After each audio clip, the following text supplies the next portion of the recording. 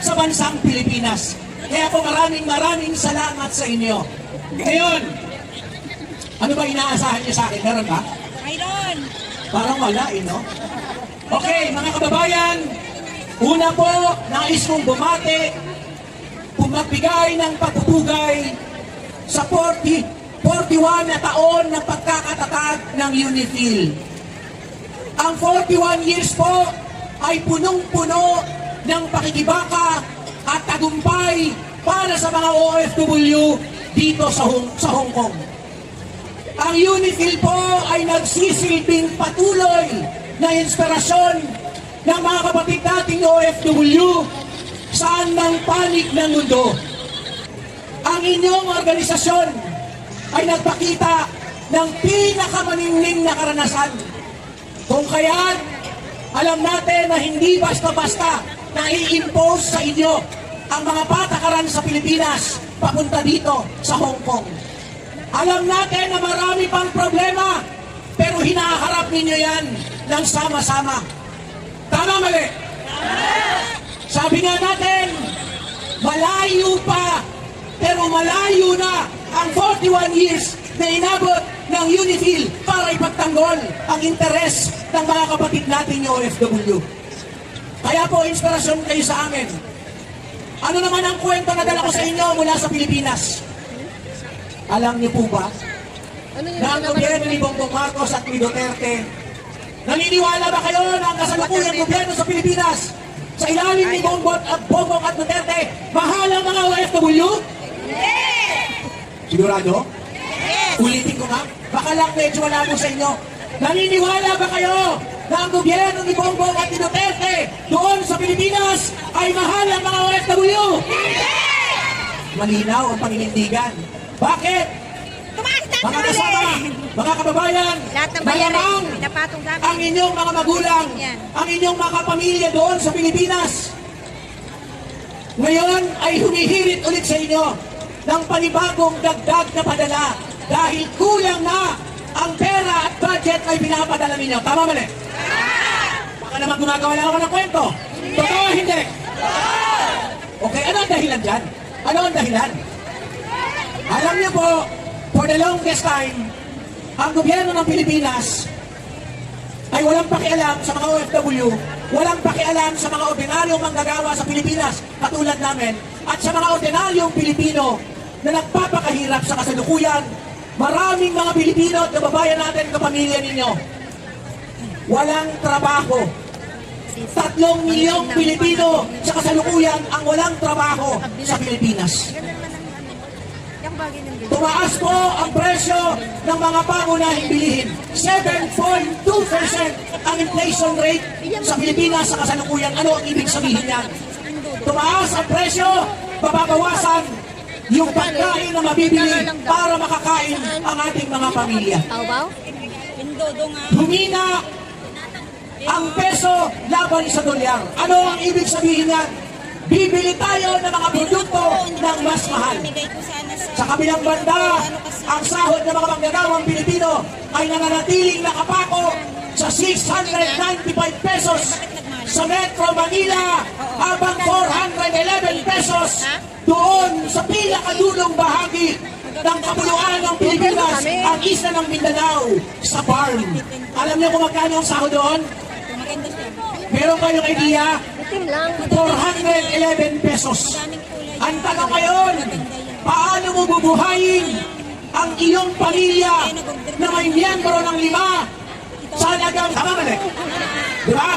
Ganun lang kasimple yun. Ngayon, sa Pilipinas po may batas ng oil deregulation law. Ito yung batas na halos 3 dekada na nagbibigay ng lisensya sa Shell, Caltex at Petron para magkaroon po ng lingguhang pataas ng presyo ng produktong petrolyo. Isipin mo, sa gitna ng krisis, napakalubang kahirapan, kagutuman, sinamantala pa ng Shell, Caltex at Petron ang presyo ng produktong petrolyo. Sabi natin, ibasura ang oil deregulation law at dapat ang gobyerno ng Pilipinas ang direktang mag-angkat ng langis na kailangan natin araw-araw para mas maibenta ng mas mura sa palengke at sa nangangailangan. At syempre ang translation, bumababa ang presyo ng mga gulay, karne, bigas at iba pang mga pangangailangan. Pangatlo po sa demands natin, tanggalin ang VAT at saka excise tax sa presyo ng produktong petrolyo. Bakit? Alam niyo po, sa petroleum product sa Pilipinas, dalawang klase ang taxation. Yung VAT na 12% na ang ibig sabihin, habang tumataas ang presyo ng produktong petrolyo, lumalaki ang koleksyon ng gobyerno. Sa kabilang banda, meron pang excise tax na halagang 6 na piso kada litro sa presyo ng produktong petrolyo, 10 piso naman po sa presyo ng gasolina. And therefore, bilyon-bilyong piso araw-araw ang kinokolekta ng gobyerno ng Pilipinas sa VAT at excise tax pa lamang, puwera pa yung ibang mga regressive taxation na ipinapatong sa presyo ng mga bilihin ng ating mga kababayan. Bilyon-bilyon ang kita ng gobyerno. Saan ho yan napupunta? Napupunta ba yan sa serbisyo ng mga OFW? Hindi!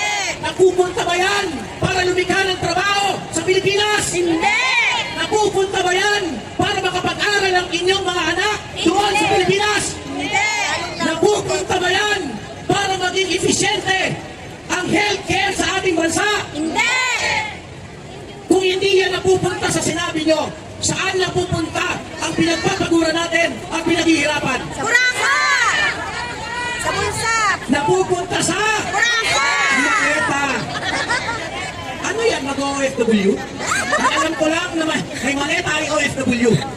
Pero lintik ang mga political dynasty sa Pilipinas.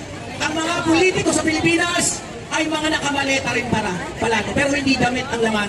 Kung hindi pera na pinagpaguran at harap-harapang ninakaw sa mga OFW at mga manggagawang Pilipino at ordinaryong mamamayan. Natutuwa ho ba kayo doon? Hindi! Ilang bilyong piso o ilang bilyong dolyar ang remittance ng OFW kada taon? 32 million! 32 billion US dollar ang remittance ng OFW sa buong mundo taon-taon. Meron ba kayong pakinabang doon? Mayroon! Hindi naman po ako nangihingi. Magsabi na kayo. Wala. Pakinabang?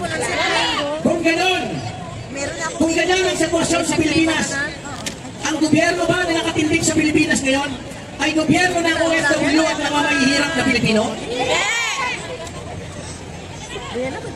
Kanino ang gobyerno ang nakatindig sa Pilipinas? Mga korap! Gobyerno ng mga landlord, gobyerno ng mga burokrata kapitalista o malalaking negosyanteng Pilipino.